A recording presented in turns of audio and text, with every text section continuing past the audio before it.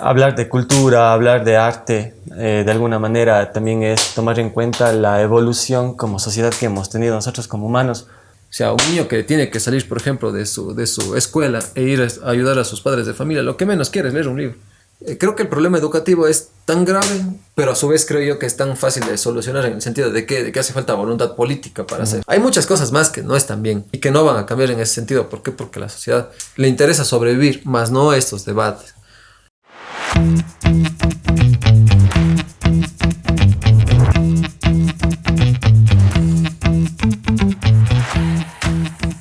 ¿Cómo están, amigos de Descosidos? Bienvenidos a un episodio más. Nosotros, como siempre, gustosísimos de poder compartir una nueva aventura con ustedes. Hoy les tenemos preparado un capítulo bastante especial. Tenemos un gran invitado con nosotros.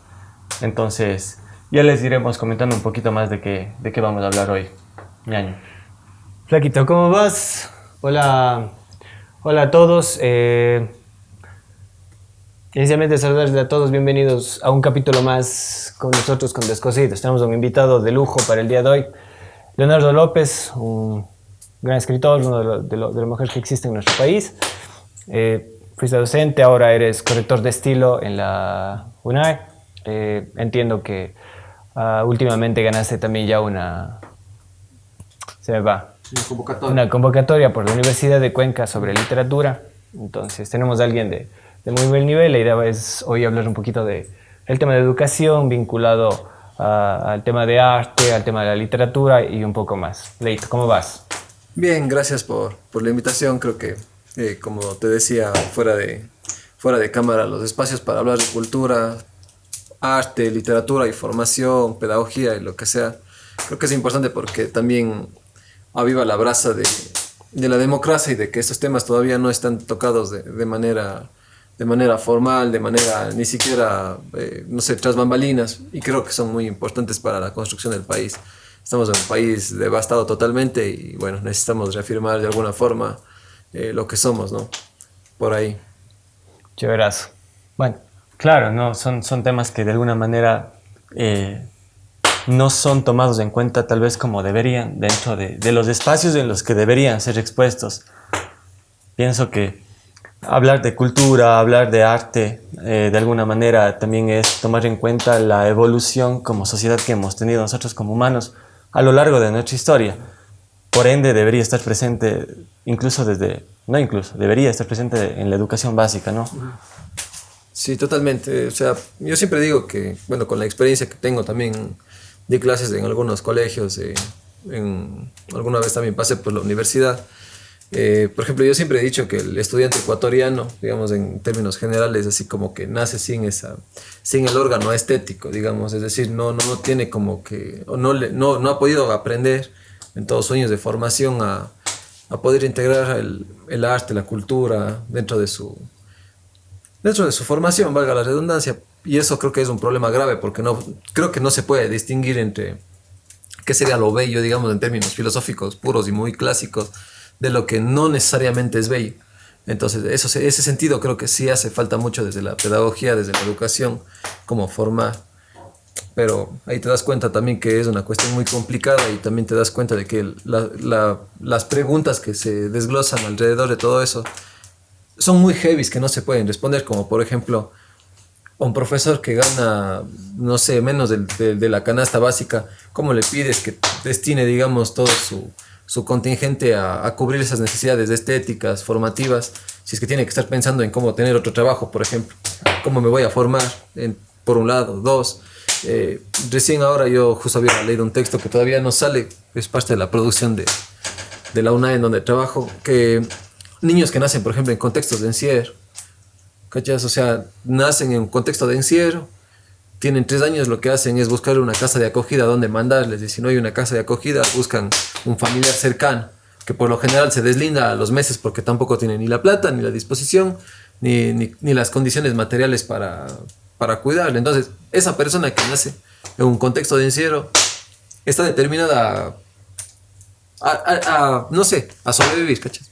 Entonces ni siquiera el tema de estético ni el tema de la formación ya no es algo vital. Entonces te pones a pensar qué es lo que falta para poder formar a los seres humanos en estos ámbitos. Claro, es que básicamente la gente está sobreviviendo Totalmente. y ese es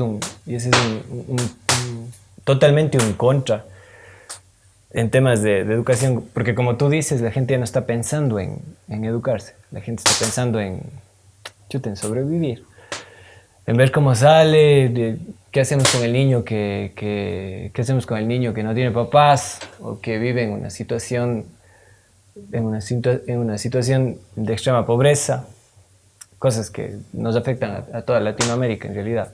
Entonces es súper complejo, pero en ese sentido, y ahí sería importante ver de cuál piensas tú que es qué piensan, cuál es el papel del Estado en ese sentido, si viviéramos en un mundo ideal. Claro, o sea, yo trato de ser, digamos, marxista en este criterio, digamos, en el sentido de... Yo creo que si las condiciones materiales de una persona no están como no son adecuadas para que se pueda formar, es muy difícil que cualquier estrategia que se aplique sea caiga y haga fruto y dé fruto, digamos, ¿no? Porque planes, estrategias ya se han hecho y se han hecho por muchos años, pero el tema es que no han dado su logro porque realmente es tierra en donde volvemos a lo mismo, la gente está sobreviviendo. Entonces, si sus condiciones materiales, digamos, por ejemplo, las poblaciones rurales, ya, o sea, no tienen la posibilidad, por ejemplo, de tener, digamos, el mismo nivel educativo que la ciudad. Hay una diferencia entre lo público y lo privado, por ejemplo. ¿Cachai? Y aquí el papel del Estado es fundamental en el sentido de que más bien se deberían fortalecer los organismos del Estado para que el Estado pueda cubrir las necesidades que realmente debe cubrir de la sociedad, como por ejemplo una mejor educación, que los artistas que también están produciendo y están distribuyendo su obra, de literatura, pintura, cine mismo, o sea, tengan las condiciones para poder dar. Vos sabes, por ejemplo, que los artistas plásticos, por ejemplo, los músicos, ellos viven de las chauchas.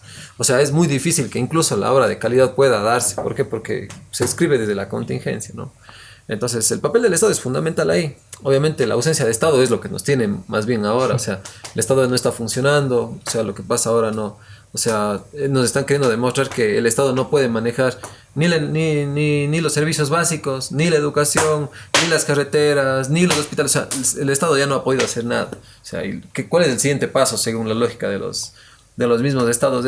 Y sobre todo los gobiernos neoliberales, es quitemos al Estado responsabilidades, demos a lo privado. O sea, ahí viene una generación ya de un quilombo. Bueno, respondiendo, entonces sería eso. O sea, el Estado sí debe volver los ojos y fomentar mejor. O sea, que las condiciones materiales sean de equidad, de igualdad, de oportunidad para la gente, exista trabajo para poder formar. Al fin y al cabo, esto es como el fútbol, digamos, creo yo, el arte. O sea, es lo menos importante de lo más importante, al fin y al cabo. Claro. Me recuerda un poco lo que estamos conversando, lo que preguntabas y la respuesta también de lo que se viene planteando, a lo que fomenta o fomentó a principios de este año, en los meses iniciales, por ahí, no mal recuerdo, marzo, abril, la UNESCO, que creía muy importante introducir el arte y la cultura en la formación, en la educación de los diferentes estados que conforman Latinoamérica y el resto, ¿no? Y hablaban de que sería bueno que a los niños se les empiece a inculcar igual en los diferentes espacios de formación danza, música, el arte clásico, un poco de culturización, pero vamos un poco a lo mismo, ¿no? A lo mejor es gente que no ve eso como una necesidad, que no puede acceder o decirle a su hijo, te voy a meter en una escuela de danza o te voy a mandar a aprender a tocar el piano o la guitarra, porque realmente no tienen. Están concentrados en de alguna manera llevar el pan de cada día a la casa y a lo mejor es para lo que les alcanza. Bueno, y suponiendo que no tienes el problema social también, ¿cómo integras las artes más allá de una materia como hay hoy, ¿no? La cultura estética en nuestra época? Hoy se llama... cultural y artística. Sí. Educación cultural y artística. Educación Artística, cultural y sí. artística. Que te dan como una materia nada más ahí dentro del resto de materias. Pero cuán importante sería que más bien se tome como una columna vertebral que reparte de todas ahí. las artes, pensando en el hecho de la creatividad como un recurso para todo lo demás. Pero es que eso ya se hace, o sea, es justo lo que voy allá, ¿no? O sea, los organismos como la UNESCO a veces, como el mismo ministerio ahora, por ejemplo, ¿no? Ellos creen que están inventando el agua tibia, Exacto. cuando realmente ya las cuestiones están ahí y son muy evidentes de darse cuenta.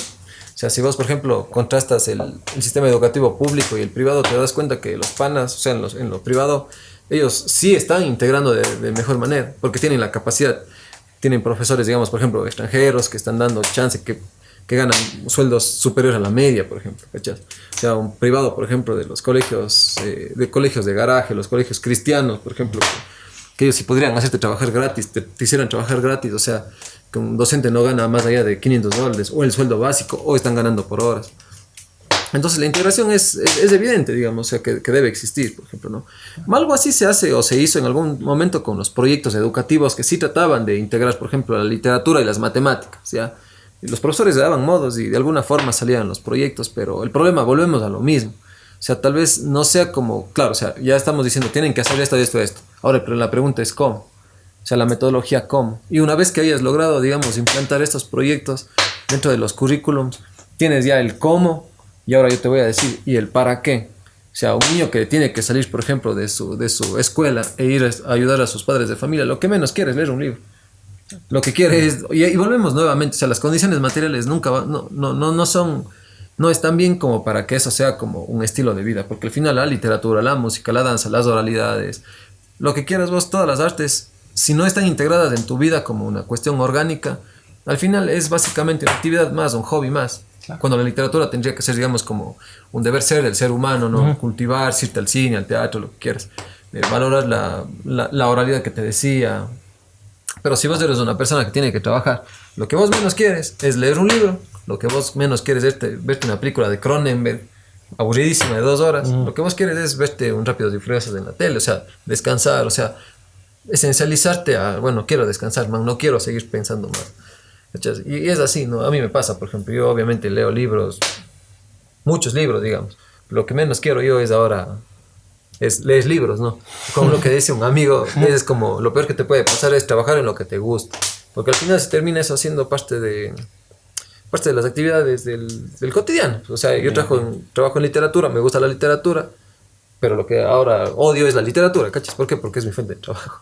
Entonces imagínate, eso yo que estoy en una posición de, soy un empleado, tengo una actividad, bla, bla, bla, pero imagínate una persona que realmente pone como la vitalidad de su casa, digamos, como la esencia de su casa en una actividad como vender, como comercializar cosas, o sea, la cuestión sí es más heavy, digamos, de lo que aparenta. Condiciones materiales, al fin y al cabo.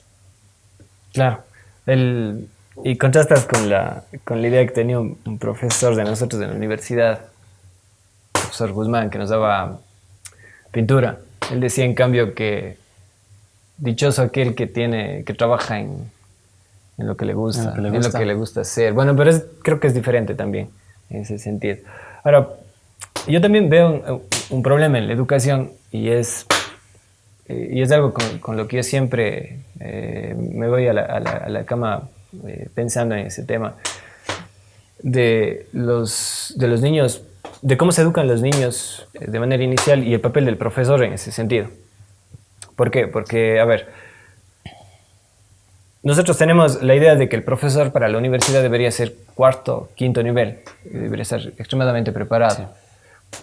Y los niños tienen un profesor que tiene 3er nivel, hace mucho tiempo, bueno, el profesor era del normal superior que había en esa época, es decir, un bachiller que no pasaba de ahí, y se sigue teniendo como un poco esa idea que para mí es errónea. No sé por qué hay como esa idea de que el profesor para los chiquitos, la educación inicial, que para mí es la más importante, es más, yo no invirtiera tanto esa idea para el universitario, porque creo que ya es un ser formado, que de hecho necesitará un tutor. Hoy por hoy los tutores, por ejemplo en las maestrías en línea, tienes un tutor y vos mismo te haces tu proyecto y terminas teniendo tu maestría en 1 o 2 años online. Pero los pequeños son los que necesitan un acompañamiento real. Total. Entonces creo que ahí hay algo que a mí en realidad no me cuadra, no sé. Claro, es que bueno, ahí es igual, o sea, ¿qué tipo de profesores están saliendo, por ejemplo, de las universidades? Profesores específicamente formados para ese grupo etario, digamos. Pero ahí es igual, digamos, la pregunta, o sea, tenemos que revisar, por ejemplo, o sea, muchas cosas. O sea, el problema educativo realmente yo creo que es un problema que sí se debe, o sea, verás, creo que el problema educativo es tan grave pero a su vez creo yo que es tan fácil de solucionar en el sentido de que hace falta voluntad política para hacerlo. O sea, verás, es tan grave que puedes vos hacer muchas cosas. O sea, no es lo mismo construir o sea, ¿cómo te puedo decir? Reconstruir sería difícil, pero en el sistema educativo no hay nada, o sea, estamos en cero. Lo que hace falta es un sistema, digamos, la voluntad política para meter guita, para meter plata, para poder formar, dar becas, mejorar los profesores, mejorar la calidad educativa, lo que quieras. Ya, entonces desde ahí podemos partir, o sea, la pregunta que va para atrás es, ¿y quién está formando a los formadores? Es más o menos como la pregunta esa de los Watchmen, ¿no? O sea, ¿quién vigila a los vigilantes? Acá es quién forma a los formadores, prácticamente. Y ahí te das cuenta, o sea, la educación en el Ecuador es una carrera de ascenso social. O sea, vos no puedes ser médico, vos no puedes ser arquitecto, ves la lista de profesiones y dices, chuta, voy a ser abogado. Das el examen, no jalas para abogado, ¿qué es lo que buscas más abajo? Ya. Entonces, ¿qué es profesor? Hay calzas y entonces eres profe. Ese es el problema, porque también socialmente la educación no está como validada como la medicina. Yo creería, digamos, que están a la misma par. Y te puedes dar cuenta ahí, por ejemplo, porque los médicos en su vida, o sea, no te permitieran, bueno, yo voy a decir, la gente me va a decir, o sea, siempre me dice eso, como que es que ellos salvan vidas, pero vos también formas vidas, vos también, o sea, no solo la vida en sí, digamos, la vida orgánica es como que importante, sino también la vida social que vos construís. Un médico, por ejemplo, o el gremio de médicos, o el colegio de médicos, no permitiera que, por ejemplo, un sobador de huesos haga un curso de profesionalización y al día siguiente ya sea médico. Pero eso sí pasa en la docencia. Un arquitecto sí puede dar un examen para ser profesor de matemáticas. No conoce de pedagogía, no conoce de planificaciones, pero él tiene la capacidad de darte matemáticas. Entonces yo creo que esas distinciones, o sea, son preguntas que sí interpelan a quién está formando a los estudiantes. Por un lado, digamos que no es parte de todo el problema. Por otro lado está, como te digo, las condiciones materiales de los docentes. O sea, vos le puedes tener, no sé, al mismo, ¿qué te puedo decir? Vargas Llosa dándote literatura infantil a un niño o a la Edna Iturralde, de lo que quieras. Pero si el niño, o sea, termina su jornada laboral y en su casa se olvida de la literatura, ¿cachas? O sea, ¿qué es? Eso se vuelve una actividad más. Entonces, el problema es cómo vamos eso a integrar más bien en la vida personal, o sea, fuera de los marcos educativos. Es lo que yo, por ejemplo, ahora estamos trabajando en un proyecto de la formación de lectores, de públicos lectores, ya, pero y no tomándole a la lectura como algo literal, sino es decir, de que tiene que sentarse a leer un libro, sino más bien como la asimilación de signos y símbolos culturales, pero en otras manifestaciones artísticas, como por ejemplo, un niño que un fin de semana con sus papás, si antes iban a, no sé, al estadio a ver al Cuenca, que también, digamos, es parte de la cultura, sino ese fin de semana vayan a un museo, o vayan a ver una peli o lo que sea. Ahí, bueno, ya también tienes otro problema más grande, es cómo está la oferta cultural en una ciudad. Cuenca tiene una oferta cultural alta, pero por ejemplo Cuenca no es, o sea, como no es todo. El país, Ecuador, Latinoamérica, en algunos lugares no hay ofertas culturales. Por ejemplo, en el campo mismo, las personas son olvidadas, o sea, ellos no tienen nunca nada. Entonces te das cuenta ahí, por ejemplo, claro que los niños son importantes para que se formen, pero ahí volvemos a la pregunta. También es importante que los padres estén formados. También o sea, vamos siempre para atrás hasta buscar el núcleo del origen. O sea, y la pregunta ya no tiene respuesta. La respuesta es, o sea, ojalá tenga plata, ojalá tenga las posibilidades materiales para poder dar una mejor educación, para poder yo tener la posibilidad de comprar libros, de relacionarme con personas intelectuales o que por lo menos lean y que permitan que mi hijo tenga una mejor formación. O sea, las preguntas son muy complicadas en ese sentido. Claro. Yo pienso también que ahí ya partiendo de lo que estamos diciendo, ya hablando precisamente de cultura, cómo nosotros nos mostramos como sociedad y esos diferentes intervalos que vamos mostrando a lo largo de nuestra vida, en los diferentes círculos sociales en los que nos desarrollamos, es precisamente por la cultura que nos representa. Tal vez la viveza criolla del ecuatoriano, la hora ecuatoriana, que tal vez no a las 8 sino a las 9, el hecho de que siempre hemos estigmatizado ciertas cosas. Y a nivel educacional, por ejemplo, lo que vos decías en esta diferencia que existe tal vez entre las ciencias sociales y las ingenierías, la arquitectura, los médicos, se ve plasmado desde chico. Los profesores iniciales siempre incluyen de manera más drástica o resaltan la inteligencia matemática, la lógica, y dejan de lado la lingüística, tal vez por ahí un muchacho que es bueno en artes termina siendo atrofiado o su inteligencia termina siendo atrofiada. Es un poco lo que dice, o la cultura de Latinoamérica es un poco lo que dice Galeano en Las venas abiertas de Latinoamérica. Tal vez ya es un libro un poco... Cliché. Exacto. Pero él dice que parece que los latinoamericanos hemos perdido la oportunidad de decir que somos americanos. Como que nos diferenciamos del resto. No somos de América, sino somos latinoamericanos. Y es precisamente porque tenemos esas distinciones en nuestro comportamiento y de alguna manera también por las características sociales en las que nos desarrollamos y en las que vivimos. Pobreza, desigualdad, injusticia social, corrupción. Entonces son cosas que de alguna manera reflejan cómo vivimos y hace un poquito más difícil el salir y el poder vivir de una manera un poco mejor y tal vez pensar ya en el arte y la cultura no como algo complementario, sino como una base sólida para desde ahí crecer. Sí, totalmente. O sea, claro, o sea, primero partamos del tema de que, claro, componer, digamos, o dar como una solución o una estrategia para toda Latinoamérica es como que un poco complicado porque en Ecuador nosotros tenemos, por ejemplo, de Loja a Cuenca, que estamos, digamos, a 4 horas de viaje, hay un sesgo ideológico, pero enorme, una brecha ideológica, digamos. Por ejemplo, incluso hasta cómo hablamos, ¿no? De Guayaquil a Cuenca, o sea, es una sopa, digamos, un crisol enorme de culturas. Bueno, pero en el fin y al cabo, la jurisdicción ecuatoriana, digamos, es como que ya nosotros más o menos hemos mapeado como ecuatorianos, sabemos, crecemos con un inconsciente colectivo en el sentido de cómo es un guayaco, cómo es un cuencano, un quiteño, lo que sea. Sabemos cómo nos comportamos y creo que sabemos del mapa porque sabemos más o menos cómo somos. Sin embargo, eso también es complicado, ¿no? Porque también en el Ecuador hay un Ecuador profundo el cual todavía no conocemos. O el Estado todavía por lo general no conoce. Sí, y eso no pasa como que... Porque si te vas al Ecuador profundo, digamos, eso no es solo por el hecho de que no conoces una comunidad zápara metida ahí en la selva. Sino el hecho de, por ejemplo, aquí en Cuenca, o sea, en algunos barrios donde no entra la policía, tampoco están cartografiados a nivel de identifiquemos estos grupos sociales, o sea, incluso dentro a lo que me voy es, incluso dentro de la ciudad, que es cercana para nosotros, hay grupos a los cuales nosotros no conocemos, por ejemplo. Entonces ahí se vuelve como bastante complicado, es como el grupo de los venezolanos, por ejemplo, que viven acá. El grupo de ellos es un grupo que tiene sus códigos, tiene su ideología, tiene una razón de ser de que está acá, el cual nosotros no entendemos, ¿no? Eso también sí es complicado. Incluso dentro de los escritores, por ejemplo, ya. Incluso dentro de los escritores hay guetos o grupos. O sea, toda la gente empieza a agruparse de acuerdo a como puede, a como le conviene, ¿no? Entonces, de ahí en adelante es muy complicado dar como una solución, una respuesta, digamos, generalizada. Claro que somos latinoamericanos, digamos, y nos parecemos en ciertas cosas, en ciertas costumbres, ¿no? Formas de comer, por ejemplo, nosotros estamos enamorados del cuy, ¿no? Y el plato típico, pero vos eso encuentras también en otros lugares andinos, claro. O el ají, comemos casi en toda Latinoamérica. Pero bueno, más allá de eso, nada, ¿qué podemos hacer, digamos, ahorita? ¿Cómo podemos integrar? Bueno, la respuesta es básicamente el tema eso de...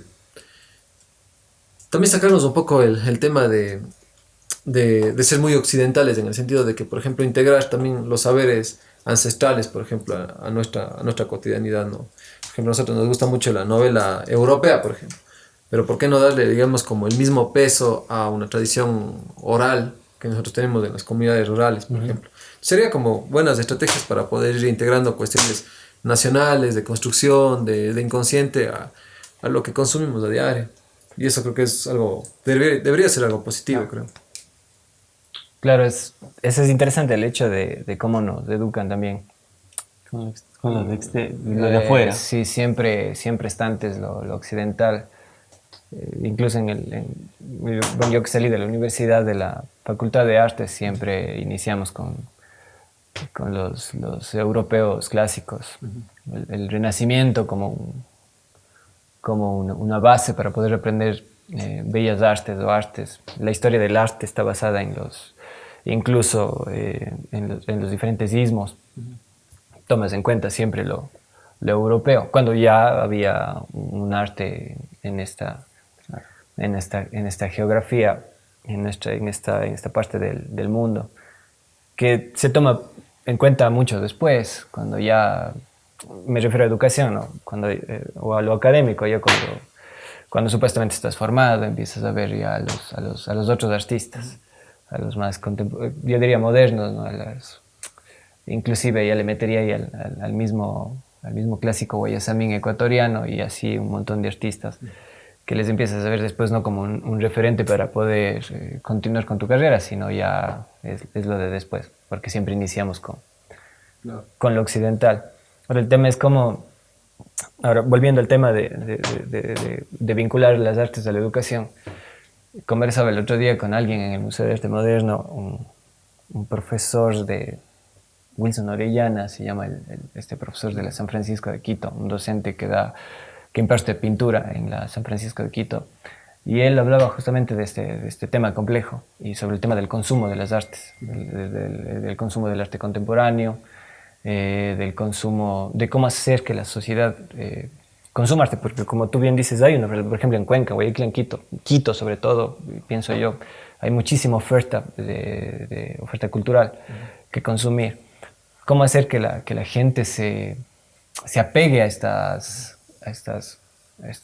formas, que tenga experiencias estéticas distintas, porque ¿qué te ofrece el arte contemporáneo? ¿O qué nos ofrece, por ejemplo, la música clásica, las orquestas sinfónicas que todo el tiempo están ofertando o ofreciendo su música? Pero a mí me pasa mucho también este tema de que, a ver, una sinfonía, Tchaikovsky, Vivaldi, estos clásicos de la música, Beethoven, tú le escuchas 15 minutos.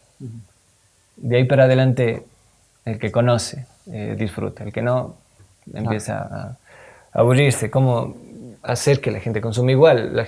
Hay muchos artistas, consagrados inclusive, que piensan, por ejemplo, que el arte contemporáneo sirve no para tener una experiencia estética, sino simplemente para agrandar la burbuja del mercado del arte.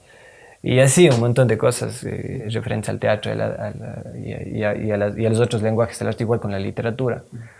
Entonces eso me parece muy complicado, porque como digo, incluso gente que está en el medio, que conoce, es como reacio al consumo de estas nuevas expresiones, por ejemplo. Claro. Pero sí yo creo que en esas actitudes, digamos, de que rechazan ciertas cosas novedosas o de ciertas prácticas, creo que son las preguntas correctas más bien que se hacen los artistas, en el sentido de que, claro, o sea, parten del hate, de tirar sobre ciertas prácticas, pero creo que en algún punto sí son como las preguntas correctas en el sentido de ¿para qué? ¿Cachai? ¿Para qué, por ejemplo, existe X cosa o X situación, ¿no? Obviamente son cuestiones muy, muy complicadas de resolver y básicamente te pueden interpelar por cualquier costado en el sentido de ¿para qué? ¿Para qué seguir imprimiendo más libros? ¿Para qué más escritores? ¿Para qué más muestras de arte si al final la gente no va y no consume? Entonces eso también yo creo que es una pregunta importante en el sentido de que, claro, o sea, es importante que la gente integre esto a su vida y creo que en eso estamos como que muy, muy de acuerdo casi todos. La UNESCO, el Ministerio de Cultura, lo que quieran ustedes. O sea, hay que integrar las artes a la cotidianidad, ¿no es cierto? Ya, pero el problema es con qué fin. O sea, ¿qué vos le vas a dar a eso, no? Muchos te dirán, por ejemplo, no, es que si vos ya le tratas de dar un fin, estás dándole una razón subjetiva, ¿no? Al arte, es decir, le estás dando como una utilidad al arte y el arte no tiene que tener una utilidad. Yo creo que eso es bueno en el sentido de que cuando vos, digamos, tienes como sano una estructura social y unas condiciones materiales en donde vos consumas arte puramente por ese hedonismo, ¿no? De que necesito buscar un placer. Pero creo que la experiencia latinoamericana nos ha demostrado que el arte en Latinoamérica más bien siempre ha estado ligado con un proceso identitario de reafirmarnos como somos a través de las expresiones culturales artísticas, ¿no? Por ejemplo, como te decía nuevamente, la oralidad de ellos, por ejemplo, las comunidades que están organizando esto, tratan de reafirmarse a través de esas expresiones que les son propias. Ya, como por ejemplo yo, digamos, trato de escribir algo que me trata de representar, ¿no? O trata de demostrar que ahí estoy yo, aunque, bueno, digamos, mi estética es tratar de alejarme de eso. Pero lo que me voy es claro, o sea, ¿para qué estamos nosotros enseñando o integrando las artes en los públicos lectores? ¿Cuál es el objetivo? Al final, ¿qué estamos buscando? ¿O es integrar por integrar? Y creo que en ese sentido las preguntas son importantes como ¿para qué? Por ejemplo, la Bienal de Cuenca. ¿Para qué? Si vos ves, digamos, un ramo de flores, que fue la última polémica, ¿no? Un ramo de flores ahí en un cubito ahí, para que eso, si una persona, un niño que está yendo a la escuela y que quiere integrar, ve eso y cómo puede él saber que eso es arte. Claro. Entonces son preguntas complicadas. Yo tal vez puedo tener la respuesta. Vos tal vez como artista y vos como comunicador seguramente tengas una respuesta de eso es arte por X, Y motivo. Pero ¿cómo hacemos nosotros que las personas puedan hacer básicamente esas preguntas? Y creo que ahí mismo está también la respuesta. Que la gente se puede interpelar y se pregunte, ¿eso no es arte? Yo creo que también ya es un paso del para qué. Cuestionamiento. Es el cuestionamiento, ¿no? Entonces, al final podemos resumir como es importante que la gente consuma sabiendo el para qué, y el para qué básicamente es la interpelación. O sea, estoy parado en un contorno, estoy enfrentado ante un objeto estético. Eso no es un objeto estético. Entonces yo creo que en ese tira y jala, yo creo que ahí mismo está como la interpelación y el consumo de arte y cuál es el fundamento, ¿no? Porque la persona puede hacer este mismo ejercicio después. O sea, me hacen cagadas, me apagan la luz, ¿no es cierto? Teniendo presas, siendo un país productor de energía. Bueno, estoy yéndome en temas que no me competen, pero que la gente puede decirte, ¿no? O sea, esto está pasando, es real. O sea, tengo 6 candidatos o 17 candidatos. ¿Cuál de todos estos me conviene a mí? Entonces el arte ahí te puede dar el para qué, ¿no? Que es la interpelación. Entonces estas personas que, digamos, tiran hate, ya para terminar en este punto, es como, claro, o sea, ¿para qué? Si esto seguramente no te genera este foco de interpelación. Bueno, son preguntas complicadas, pero al final el debate está ahí, ¿no? Claro, eso es súper importante en ese sentido. Y luego también el tema del valor monetario que le das, el valor económico que le das al arte. Y ahí sí la gente se pregunta un montón, ¿no? Ah, sí, claro, y tu pregunta iba por ahí del valor monetario. Bueno, yo creo que en ese sentido es como, creo que ahí sí, o sea, y ahorita tenemos que darnos cuenta de que el arte ya es como un producto que vos haces, ¿cachai? O sea, estamos en una tendencia en donde lo que vos haces tiene un precio. O sea, vos puedes poner como $1.000.000 como regalar a la gente. O sea, ahí es como, ya nada, o sea, la gente te pagará, digamos, de ciertas maneras, ¿no? Se conoce que se han especulado, se ha lavado dinero a través del arte, que se ha especulado con cosas, se conoce eso, digamos, ¿no? Se conoce también que ha habido estafas a través del arte, pero al final el valor ese monetario es como que una discusión que está muy lejos del arte. Más bien que es como que el valor, o sea, ¿cuál es la propuesta? No, por ejemplo, Leonardo Valencia hablaba de la literatura y él tiene una pregunta que para mí es fundamental para hacer cualquier cosa, digamos, porque yo parto de ahí.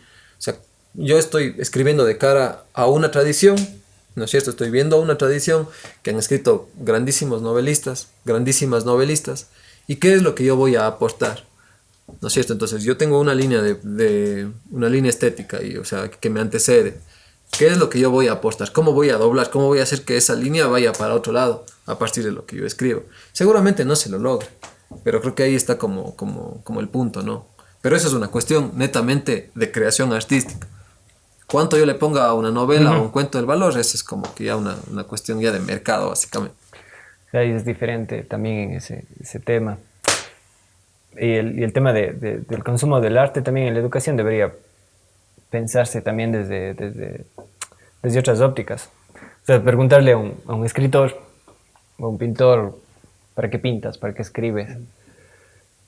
O a un lector, ¿para qué lees también? Claro, ¿qué es lo que busca? ¿Qué buscas? Y eso es interesante. No recuerdo cómo se llama este tipo, es un español muy, muy bala que a veces le escucho, y él hablaba de que a través del arte rompes las barreras, y hoy por hoy inclusive el tema de las redes sociales que nos tiene bombados. Pero cuando tú lees una novela, un cuento, lo que sea, rompes esa barrera que tenemos, esa barrera de tiempo, de espacio, de lugar, barrera de imaginario, que hoy por hoy la imaginación ahorita está perturbada para toda la gente a través de las redes sociales. Y yo pienso que desde ahí se debería como también motivar el consumo de todo lo que se cree, de todas las creaciones. Sí, totalmente, o sea, claro, o sea, es una forma de entrar a la formación de públicos lectores, ¿no? O sea, tratar de asociar, digamos, como estados de ánimo a la producción y al consumo del arte. O sea, es necesario en algún punto, ¿cachas? Como por ejemplo, y eso nos pasa en automático cuando, por ejemplo, estamos tristes, escuchamos, no sé, música romántica que nos permita como que equilibrar las emociones y al final vos poder como apoyarte y salir, ¿no? O sea, hay gente que, por ejemplo, ve películas para descansar. O sea, sí está ligado como el estado de bienestar al arte en algún punto, ¿no?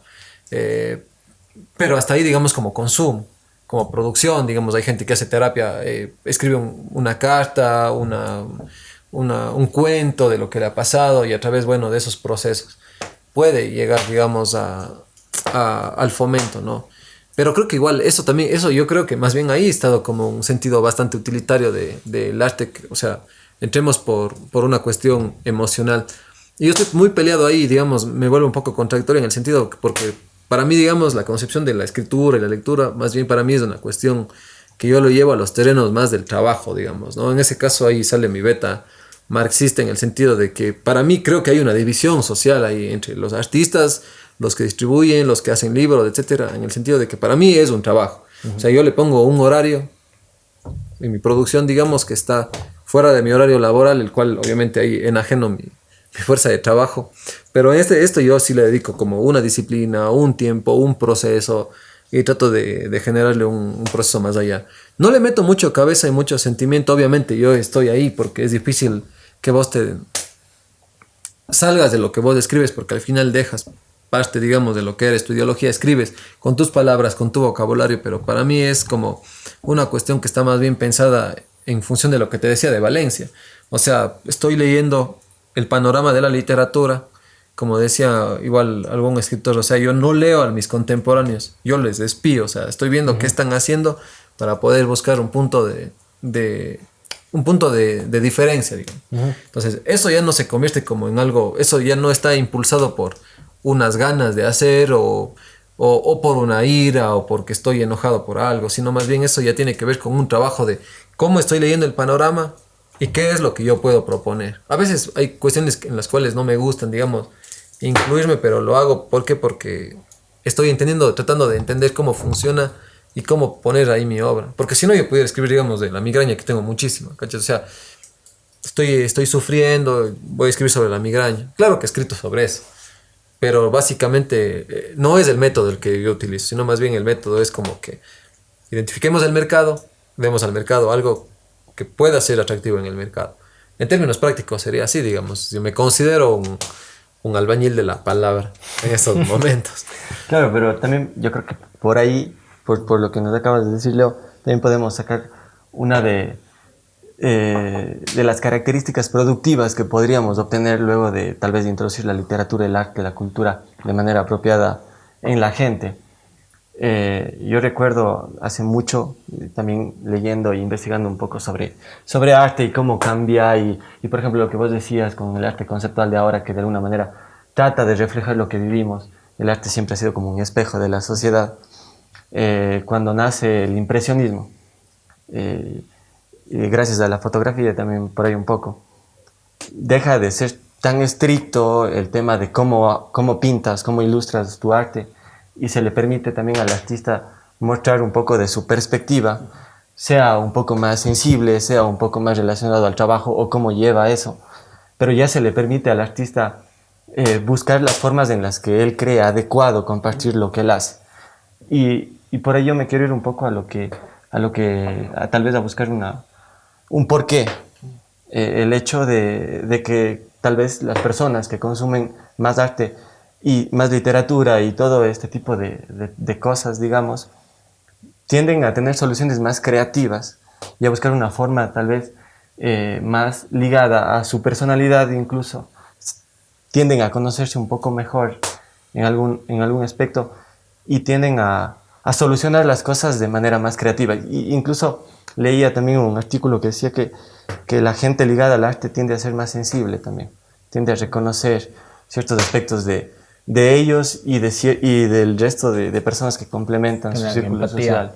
Exacto, la empatía, el respeto, que creo que son cosas fundamentales para podernos relacionar y ser un buen miembro de la sociedad también. O sea, eso, o sea, yo conozco, digamos, o sea, un poco de, claro, o sea, creo, o sea, no tiro por la borda, digamos, lo que me comentas, o sea, que claro, o sea, entiendes un poco mejor la sociedad, eres más empático y lo que sea, pero yo creo que eso es una visión bastante romántica más bien de las personas que hacen arte, porque claro, si vos te pones a pensar, por ejemplo, ¿Por qué crees que en Ecuador, por ejemplo, no hay como un sindicato de escritores, por ejemplo? Es porque yo estoy convencido de que los escritores entre ellos no se toleran. Y se ha sabido, por ejemplo, en el Ecuador, y esto es como un chismecillo, que varios proyectos muy buenos del Estado se han tirado abajo. ¿Por qué? Por escritores. Porque no han dado paso a que las cosas pasen. Entonces, claro, a pesar de que eres una persona que estás entendiendo, que estás escribiendo a través del sentimentalismo, de que eres una persona, claro, que estás entendiendo la situación, de que tu visión es un poco más social. O sea, y en la práctica el factor humano es lo que también determina mucho. Y eso es lo que te comento. O sea, yo conozco escritores que son malas personas. O sea, directamente hay como escritores, claro, que hacen honor a esto, que son más sociales, que son más empáticos, bla, bla, bla. Yo incluso, por ejemplo, vos me puedes decir, claro, escribes, y yo seguramente seré una peor persona de lo que aparenta. No sabemos. No se sabe, claro, entonces ahí va la situación. Entonces es complicado. Y ahora de que los artistas, digamos, pueden decodificar mejor la realidad, creo que esas serían como las palabras adecuadas, es porque básicamente creo que se trabaja con lenguaje. Y los lenguajes básicamente son reiteraciones culturales, signos y símbolos que están ahí, y básicamente lo que hace un artista es los toma y los impregna por ahí. Es lo que, básicamente a lo que me voy es que lo que hacen es solo reinterpretación de algo que ya se hizo hace años. Entonces cuando vos entiendes, digamos, los artistas básicamente lo que hacen es interpretar eso y pegar, nada más, porque al final ya todo está hecho, ¿no? Como decía Steinberg, por ejemplo, ya la cultura se repite en la misma cultura, o sea, es eso, ¿no? Entonces los tipos, los artistas, las artistas lo que hacen es que escriben un cuento porque han podido descifrar el alfabeto, te puedo decir, o las palabras, las pegan, están ahí, y básicamente es eso. Pero de ahí sí creo que hay como una visión un poco romántica del escritor que es un poco más empático, como te digo. Por ejemplo, podemos hablar ahora de los escritores o de los periodistas, por ejemplo, que a pesar de que hay una realidad, niegan, por ejemplo, en temas del Estado, que son orgánicos, por ejemplo, ¿no? Por ejemplo, vos le ves a Carlos Vera, es un periodista que tiene trayectoria de años, y el pana te puede mentir en la cara por ocultar verdades que son tangibles a la gente, ¿cachas? Entonces, es un periodista, bla, bla. Y así hay escritores muy famosos, digamos. Hay escritores, por ejemplo, recién leía la noticia que Foucault estuvo acusado de violaciones, por ejemplo. Vos dices, oye, pero si vos eres una de las mentes más brillantes del siglo XX, ¿cómo es posible que tengas unas prácticas de ese calibre? Entonces, ahí está el factor humano, ¿no? Que en la escritura prácticamente está ahí. El ser humano es el que queda, digamos, y el maleable en sus cuestiones. Y eso pasa en todo lado, digamos. Claro. Manda vos a una inauguración de una exposición de arte aquí en Cuenca nomás. Los mismos médicos, por ejemplo, en la época de pandemia vos te das cuenta, los médicos juran, digamos, hacen su juramento, ¿no? Hipocrático, que la vida sobre todas las cosas. Eso es una vil mentira cuando vos revisas lo que pasó, por ejemplo, en pandemia. Vos, cuando estabas mal y pedías a un médico que te atienda, los médicos te iban a decir básicamente no. ¿Por qué? Porque también es parte de una necesidad del tema de trabajo, ¿cachas? Y eso te obliga a que ciertas cosas vos no puedas hacer, como ser empático, en el sentido de que, claro, venga, yo le puedo bajarle al 80% porque sé que usted no se va a poder curar y va a morir. O sea, no, nunca pasó eso. Los políticos, ¿cachas? Los políticos, o sea, lo que decía el periodista, vos, que alguna vez conversábamos sobre el tema de la comunicación y de la ética comunicacional. Claro, es difícil. Claro. Los sacerdotes, ¿cachas? O sea, que son personas que obviamente están llamadas, Santos, o sea, figuras, claro. O sea, que están trabajando con Dios, lo que sea, o sea, se mandan cagadas enormes, o sea, podemos hablar ya de cuestiones ya puta de lesa humanidad, o sea, son cuestiones ya heavy. Súper complejo. Una locura. Es un tema... Claro, es complejísimo y ahí es un poco también hablar de la naturalidad humana. La naturaleza de los seres humanos es Es medio difícil. complejo. Sí, Claro. totalmente. Lo bueno del arte, digamos, en ese sentido es que sí te puede ayudar básicamente a conjurar ciertas cosas, ¿no es cierto? O que se parezca como a un espejo que te refleje qué es el ser humano. O prácticamente, o más específicamente, que en ese preciso momento de la historia, alguien, un ser humano, digamos, escribió, pintó, compuso una melodía, y eso tal vez te podría determinar ese contexto, o sea, específicamente eso, ¿no? Es como, por ejemplo, la literatura la literatura escrita de los presos de Auschwitz, por ejemplo. Eso, ahora, si vos lees acá, no te transmite nada, pero en ese momento, y como un documento histórico, yo creo que sí funciona, digamos, ¿no? Entonces, creo que es fundamental. Guayasamín, digamos, en su momento, ¿no? Pintó un cuadro que en este momento no me dice nada. Yo no tuviera en mi casa un cuadro de Guayasamín, Pero en ese momento en donde él pintó, creo que ese cuadro sí te dice algo de ese tiempo y ese espacio. Entonces creo que el arte ahí más bien sí tiene como que ha servido para documentarnos como historia y para tener una trazabilidad de qué ha hecho el ser humano y cuáles han sido los momentos que ha estado viviendo, ¿no? El pop art, lo que estaba pasando ahora mismo, ¿no? con el arte contemporáneo que vos conoces, ¿no es cierto? Eso es lo que demuestra que la sociedad es de eso, ¿no? Que el arte básicamente se ha convertido, claro que es un objeto, pero también es un objeto bastante pasajero, ¿no? Que también está metido con una frivolidad de mercado, ¿no? Entonces, nada, va por ahí. Creo que vale full la pena porque a la larga la educación y el arte es como este mundo, ese mundo donde se mueven ese montón de cuestionamientos y de preguntas. Creo que eso es, y es súper importante hablar de eso y que la gente bueno, un poco escuche y entienda las circunstancias en las cuales vivimos, en las circunstancias en las cuales nos encontramos como seres humanos dentro del arte y dentro de cómo nos estamos educando también. Y que la gente se empiece a preguntar, A a hacer cuestionarse. crítica, exacto, a que, por ejemplo, hablábamos de lo que consumimos actualmente como sociedad. ¿Qué estamos consumiendo? ¿Cuál es el fin? ¿Por qué lo hacemos? Ese tipo de cosas. Claro, claro que son cuestiones muy importantes porque al final eso es a lo que a nosotros nos interesa, los que estamos aquí, digamos, el arte, la pedagogía, lo que quieras. Pero, por ejemplo, son cuestiones muy complicadas, o sea, de ver, digamos, pero para mí lo que me importa, digamos, es la interpelación, el hecho de que podamos conversar públicamente de estos temas. Porque, por ejemplo, si vos hablas con los ajedrecistas, ellos te van a decir, el arte no importa. Lo importante es que en el currículum educativo se meta el ajedrez. ¿Cachas? O sea, es una cuestión. Los futbolistas, por ejemplo, cuando un futbolista famoso hace muchos años en Ecuador se presentó para ser candidato, lo que el man decía, no importa nada, demos canchas de fútbol a las comunidades. Eso va a ser lo que nos va a sacar del estado en donde estamos. Entonces vos te pones a pensar, claro, o sea, el arte sí es importante para nosotros, pero para otras personas que se dedican a otra cosa es otra situación, ¿cachas? Como el deporte, como el ajedrez. Yo te digo porque conozco que hay planes educativos que están basados en el ajedrez. No les importa la literatura, no les importa la pintura, les interesa el ajedrez, ¿cachas? Entonces vos dices, el ajedrez nos va a ayudar. Entonces la pregunta va ahí, ¿el arte nos va a ayudar? ¿Va a mejorar realmente el proceso? Bueno, para mí la respuesta, como te vengo diciendo desde el minuto bueno, es no, en tanto las estructuras sociales y las condiciones materiales de una persona no se puedan cambiar. Básicamente para mí, digamos, es como la respuesta. Sin embargo, como una solución y una alternativa a lo que estamos viviendo, para mí, que soy una persona que se dedica a la literatura, tú al arte y tú también a la comunicación, que está ligado mucho al tema del lenguaje, por ejemplo, sí es, digamos, los libros, sobre todo, una forma de democratizar la palabra, la expresión, el pensamiento crítico, no sé, la originalidad, la creatividad mismo que vos comentabas, igual, ¿no? En ese sentido, ¿qué se puede hacer? Digamos, nada, se está haciendo algo. Yo creo que a nivel Estado no se está haciendo nada más allá de lo que buenamente ya se ha hecho y se ha venido haciendo y no hay una fórmula de cambio.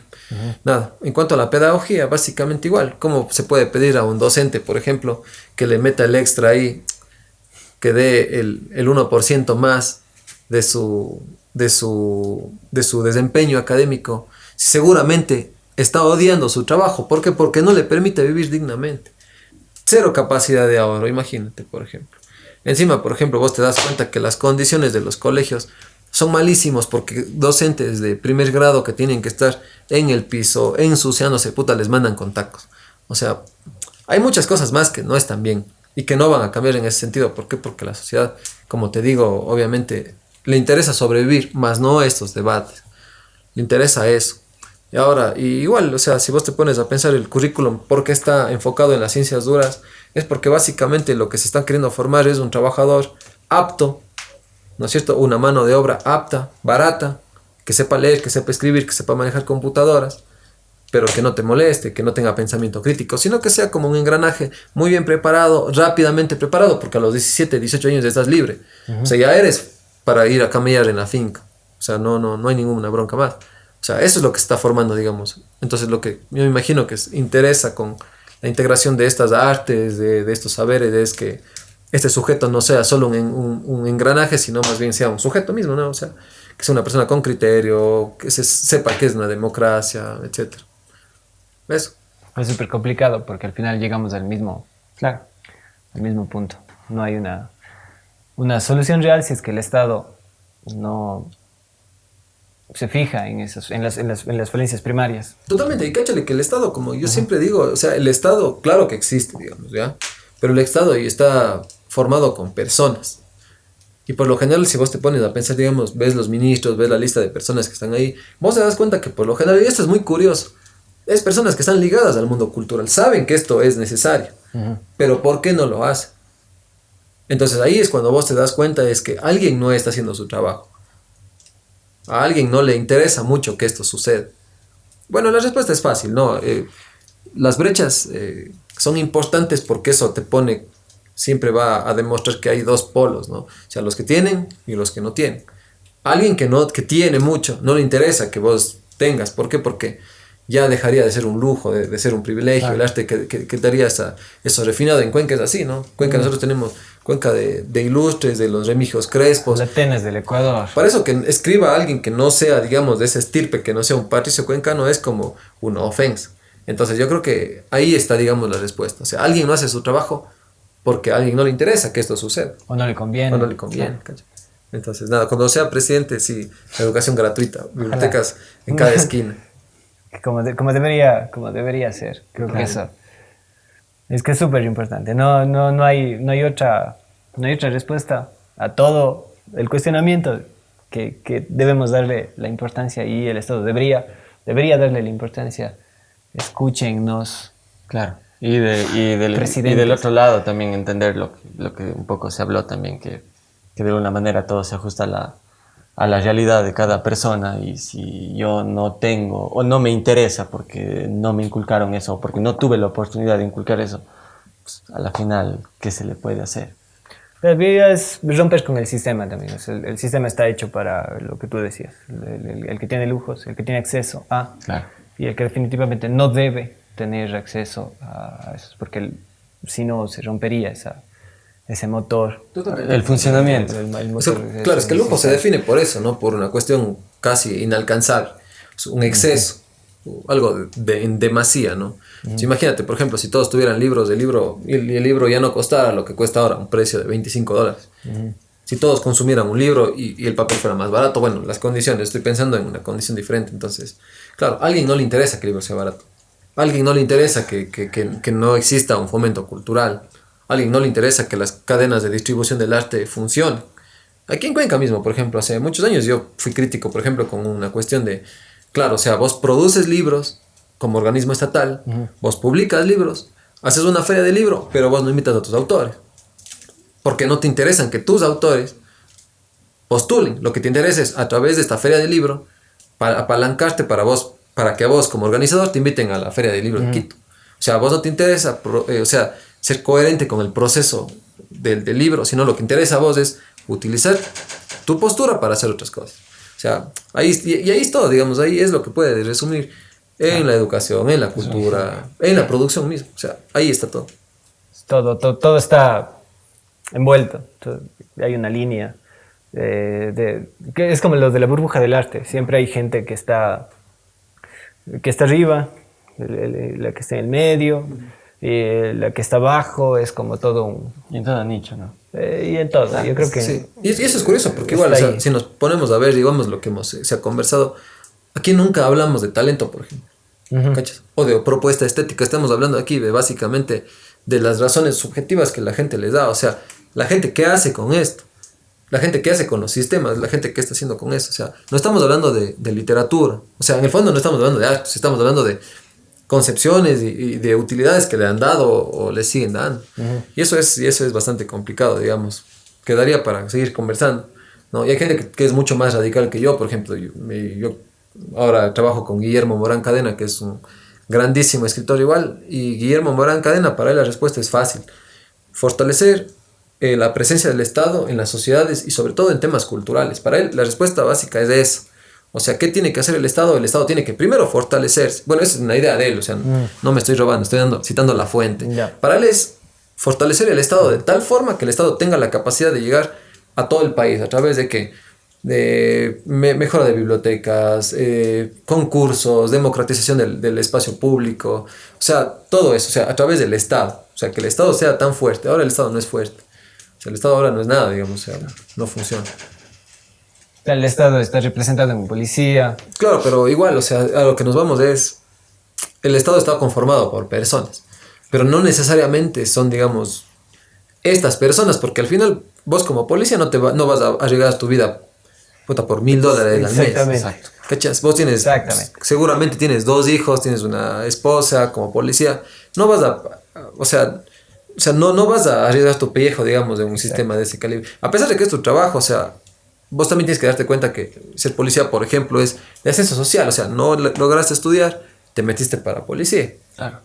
Entonces vos también, o sea, al final vos te das cuenta que es un ciudadano como vos, como yo, que tiene familia y que al final no va a arriesgar su vida. Y que busca esa alternativa, el Estado, esa salida. Y por eso digo que es el espejo del Estado, porque el Estado no garantiza justamente esas cosas. Claro. El policía debería ser una persona extremadamente preparada, con las seguridades del caso, para ofrecer lo que tiene que ofrecer desde su rama. Totalmente. Pero eso digo, el Estado, como no tiene la fortaleza de ofrecer eso a un ente de seguridad, ya estamos complicados. Claro, y volvemos a lo mismo, absolutamente todo.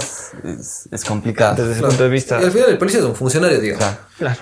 Entonces, claro, la gente obviamente lo que hace es básicamente desfogarse con el que primero aparece.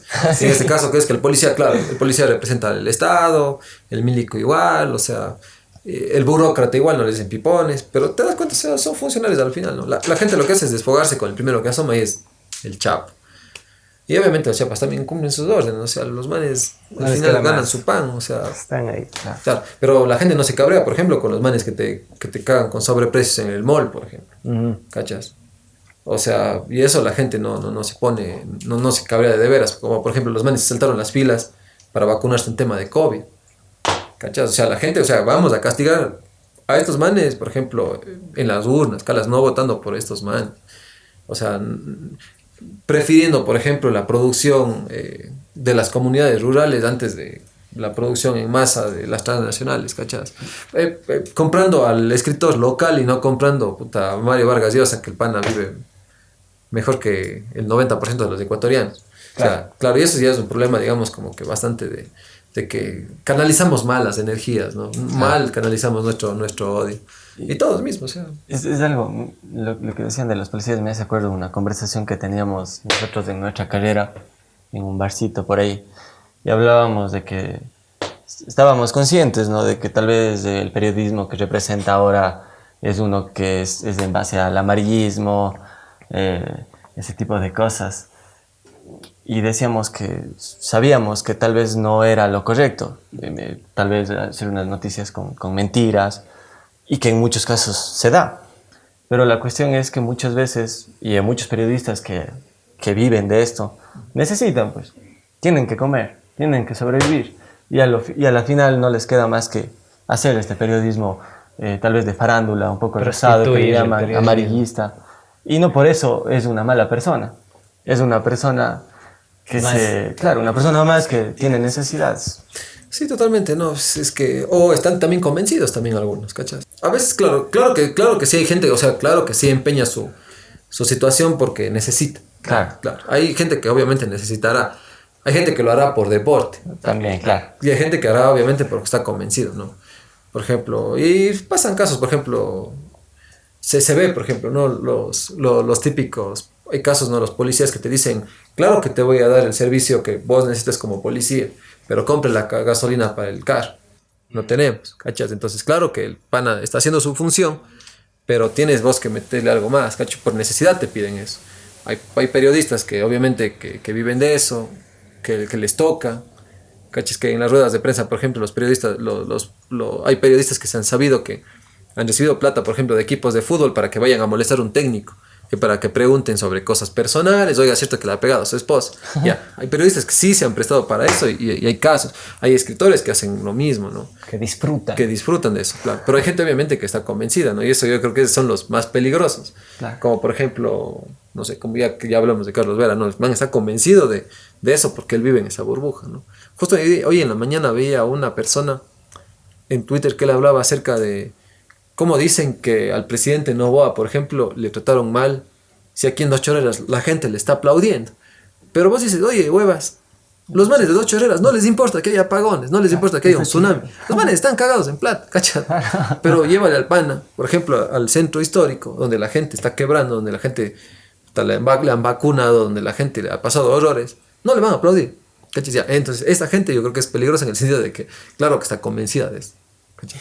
Claro. Y eso con las profesiones. Es como la gente que ves así en redes sociales también. Claro. Dejen de culparle a Noboa por los apagones, como si él pudiera hacer llover. Claro, total, está convencida de eso. Exacto. Claro. Es su responsabilidad, es su trabajo, tiene que solucionar eso. Y están convencidos. Y es peligroso, sí. Los señores están convencidos de la huevada. Ahí es donde funciona la ideología. Cada uno ve la situación como puede, como le conviene. Desde donde puede. Claro. O como le salga más fácil. Bueno, complicada la situación. Eso. Sería vacancísimo seguir conversando contigo, Lito, porque puta, hay un montón de temas y eres conocedor de un montón de cosas y sería garísima. Y la charla es muy rica, suelen decir, pero el tiempo premia, dice, por ahí. Eso. Agradecerte por acompañarnos esta tarde. Reclamo. Intentamos grabar este podcast y cuando íbamos a grabar, cuando teníamos el horario, ya sabíamos a qué hora supuestamente se iba, la luz se fue y no pudimos grabar. Te pedimos una disculpa por eso y eso es un reclamo. Claro, y muchas gracias por compartir tu conocimiento con nosotros y con nuestra audiencia. Nosotros gustosísimos de siempre, no sé, tal vez ser un espacio en el que se puedan tratar este tipo de temas y se pueda aprender un poquito más a la final. Creo que eso es otra de las características más humanas. Somos ignorantes en muchas cosas y es bonito siempre aprender algo nuevo. Muchísimas gracias, Leo. A ustedes, gracias. Coge.